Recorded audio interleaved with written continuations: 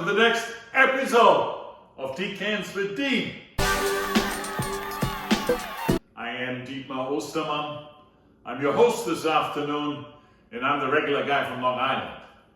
This is every year my favorite show, Cabernet Sauvignon from Napa Valley. If you watch my show, you know I love Napa Valley Cabernet. And every year I introduce my top 10 of the prior year. So these are my top 10 Napa Valley Cabernets that I tried and tasted and found particularly noteworthy. So for the most part, in 2022, we could experience the 2019 Napa Valley Cabernet of most of these vineyards. For some that aged the wine longer, it was the 2018 that I tasted because the 2019 wasn't out yet. And here they are. Here they are, my top 10 of 2022 that I tasted. And of course, I didn't taste every single one of them. And I also cut the line at about $150 because you all know Napa Valley Cabernets get crazy expensive. In order to put a budget cut in there, I cut it off at around $150. So here they are, from left to right, left a little bit less expensive, and right a little bit more towards that $150 line. And I'm starting off with no stranger to my show, the 2019 Beringer Nights Valley Cabernet Sauvignon. And I know there will be many that say, well, this is actually not a Napa Valley wine because it's about 10 miles north of Calistoga. But I consider Beringer a core contributor to Napa Valley. Their winery is in St. Helena, and so is the main building. And the Nights Valley Vineyard, which is a rugged strip of land north of Calistoga, is just about a stone throw away from Napa Valley.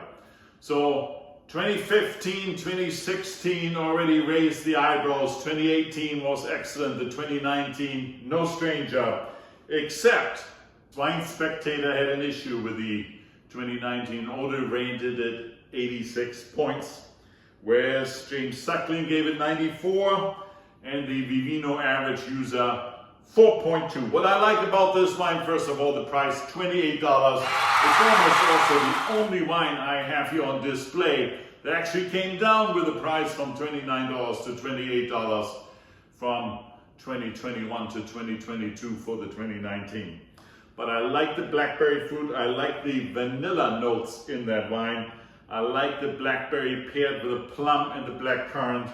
Overall, a wine that Mark Beringer, who came back to the family vineyard to take over the production of his wine, has mixed in with some smoke flavors. Overall, a great product, and it's a mixture of 87% Cabernet with a little bit of Merlot and Cabernet Franc in there. I have a number 2 right here, an unbelievable wine in 2022, the 2019 Robert Mondavi regular Cabernet Sauvignon. This always was a good lower price Cabernet Sauvignon, but 2019 was out of this world. And what I can say about the 2019 Robert Mondavi is blackberry, blackcurrant, creme de cassis galore. And then mixed in a little bit of sweet spice, tobacco notes come out, some maca notes come out. We tasted the 2019 Robert Mondavi against the Beringer 2019 Nights Valley at a tasting with friends in Martha's Vineyard. And both of these two beat the competition, and I think the Beringer ultimately got the popular vote of that wine tasting. But I think the Robert Mondavi is a little bit more refined. What I love about the Robert Mondavi is not just these fruit combinations, but you can get this bottle with this incredibly velvety finish for about $45, $48. That's a tick up from it once where I bought these maybe 5 years ago for $33, but still very competitive.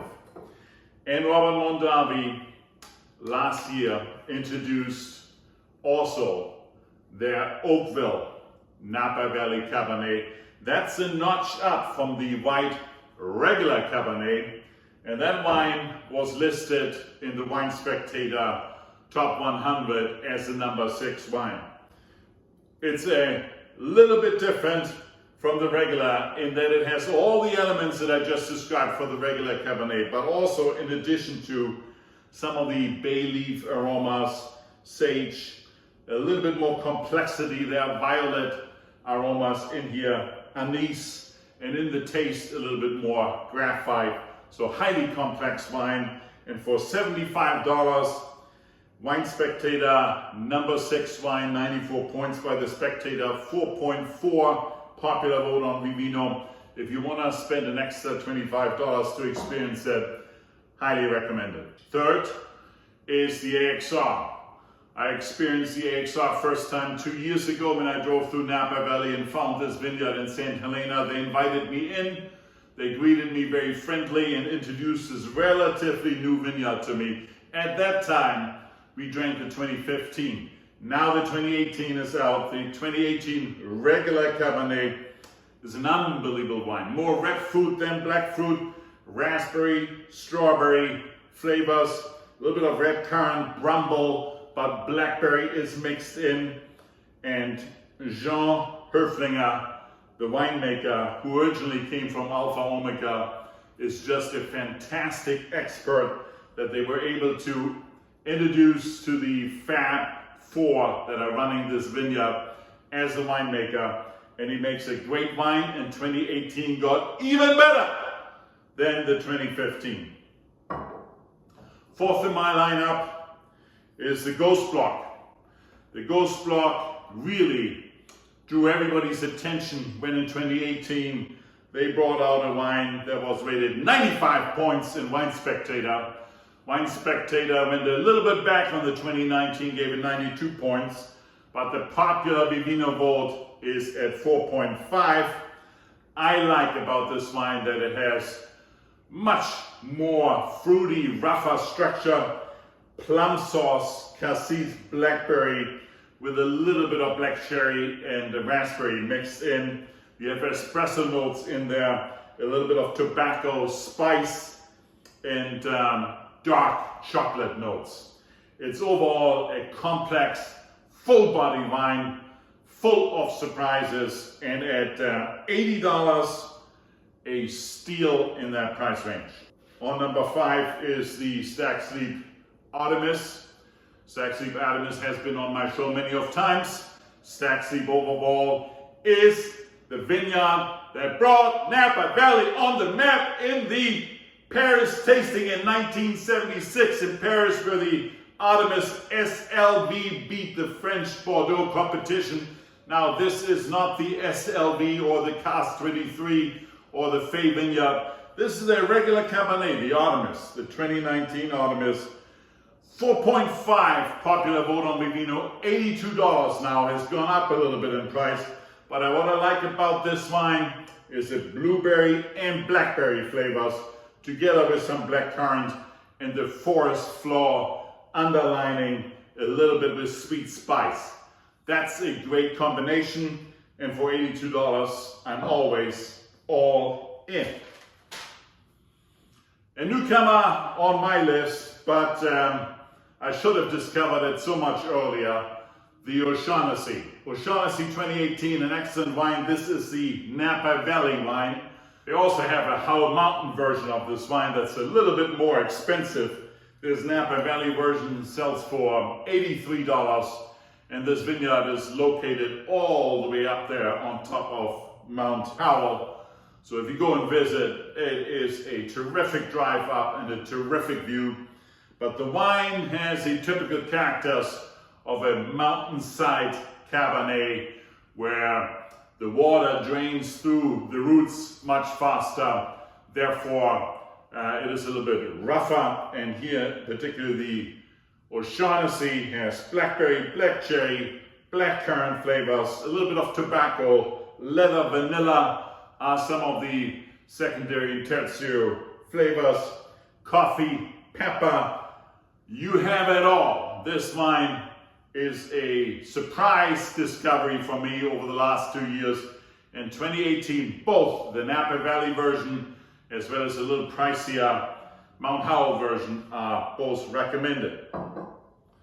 Next in the lineup, no stranger, the Caymus, very divisive. About 30% of all the wine drinkers do not like Caymus, and 70%, the vast majority, enjoys Caymus quite a bit. This is the 2020. I scored the 2020 a surprise 5.0. It is surprising because most winemakers in Napa Valley dropped the 2020 fruit because of the wildfires that happened that year in Napa Valley. But all of the Caymus wine comes from multiple vineyards throughout the valley. Some of them are outside of the area where the wildfire and the smoke damage was, plus they harvest a little bit earlier. So this wine has none of it. But what it does have is the typical fruit-forward, in-your-face punchy fruitiness of a fruit-forward Cabernet with blackberry, blackcurrant, black cherry, a little bit of floral, spice, cacao, cinnamon, vanilla, all of it in here. And I can't drink this wine clearly every week, but I'm happy. And not only happy, I do want to drink a bottle once a month. So 2020 at about $89, sometimes at the big retailers, Costco, Total Wine, you may steal them away for $75. And when you do, I did it today at Total Wine, buy a few more because that's really a good price. I would be not shocked if 5 years from now you can sell the 2020 in the auction market for about $125.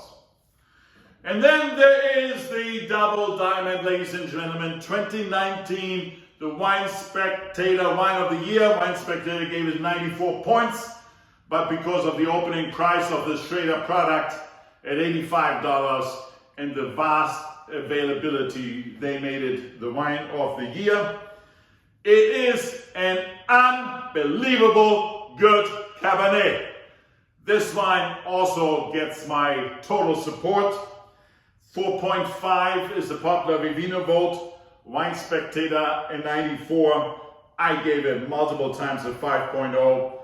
This wine, blackcurrant, blackberry, plum, chocolate, vanilla, toast, mint, nutmeg, dry earth underlining.